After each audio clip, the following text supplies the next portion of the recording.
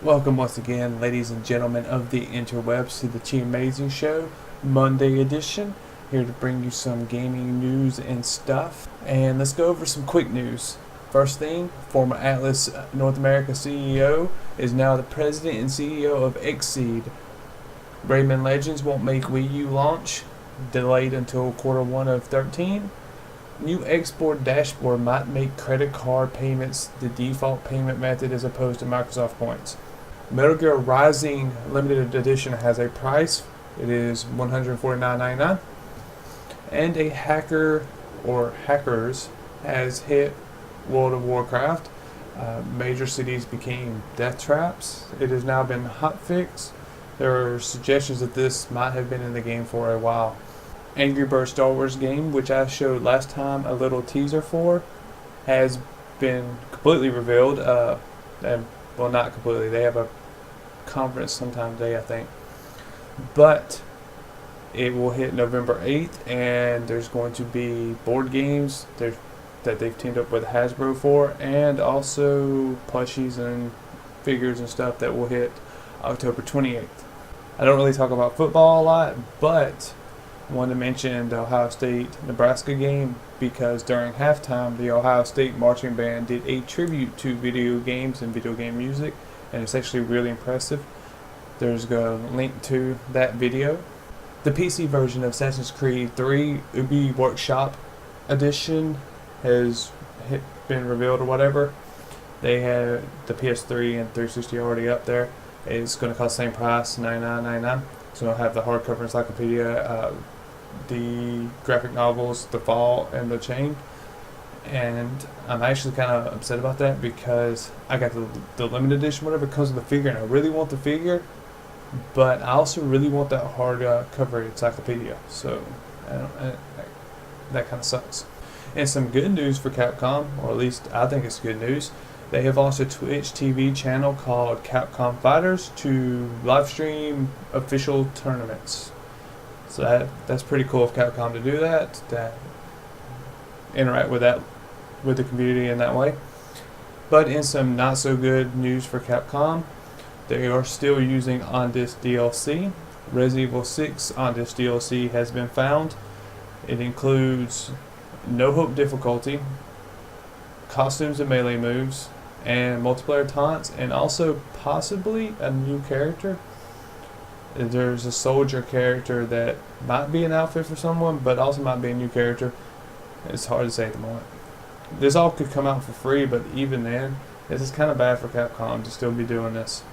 The final thing I want to talk about is Sony suing Wildcat Creek and Bridgestone Tires. The president of Wildcat Creek is Jerry Lambert, which you probably know as Kevin Butler. The lawsuit stems from a commercial where Jerry Lambert is playing the Wii, playing Mario Kart.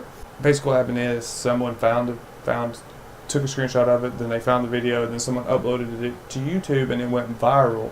Then all these major sites started, talking about it and talking about how, oh, he's helping the competitors, blah, blah, blah, and all that stuff. And that prompted Sony to action. They sued. They filed it on September 11th. They're claiming violation of Lanham Act, misappropriation, breach of contract, something else, a bunch of stuff. In fact, they said use of the Kevin Butler character to sell products other than those from PlayStation misappropriates Sony intellectual property, creates confusion in the market, and causes damage to Sony. Supposedly, they reached a settlement with Lambert and are in works to reach a settlement with Bridgestone. Bridgestone since pulled the ads that had Lambert in them and replaced them with something else. They have until October 12th to withdraw the lawsuit, or it keeps going forward. And personally, this upsets me. I mean, this guy is responsible for your most popular advertising campaign, and you're suing him. I mean, I think I would have overlooked this one. It's like Sony takes a step forward in positive PR, and then 2 steps back every time. It's always something. Like, they start to do good, then someone says something stupid or does something stupid, and result, PlayStation Network getting hacked and being down for a while, and that hurt. Now we have this. This is a PR nightmare. You're going to need all those PR people you fired recently to fix this. So you probably should go hire them back.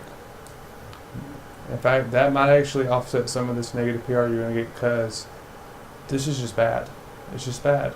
Like, words can't even describe how much this bothers me. That you would sue a person who helped you sell consoles and games. I don't understand. I mean, he was an embodiment of PlayStation. And I understand you want to protect your intellectual property and all that stuff, but it's a guy. I mean, you should have, like, instead of suing him, you should have let him do that commercial, waited a little bit, and then tried to, like, redo, reimagine, reinvent, or something, you know, relaunch the Kevin Butler PlayStation, especially with the Vita. That would help.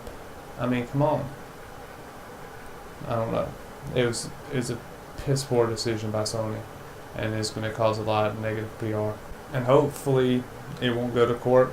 Hopefully they'll get everything settled. More than likely it won't, because if it does, I don't really see Sony having much. I actually figure Sony will potentially lose that. I mean, they might win if it went to full court, but it's kind of iffy.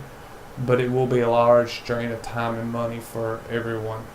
And that's pretty much all I have today. I hate to end it on such crappy news, but, you know, check back Wednesday for more news type stuff. So you can click the annotations above to see my previous videos for different news stuff. You can also subscribe by clicking the annotation above, and I will see you guys Wednesday.